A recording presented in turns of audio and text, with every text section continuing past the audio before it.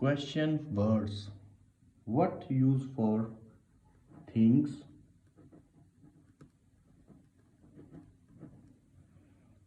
Who use for people?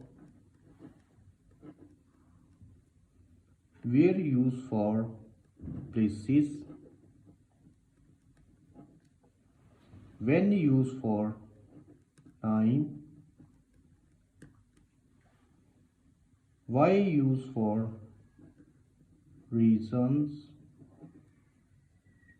How many use for quantity?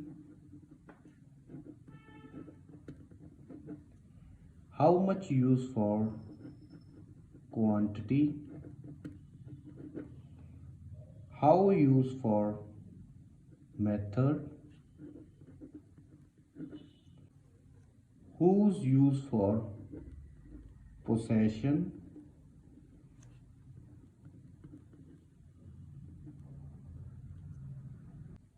Which use for choice?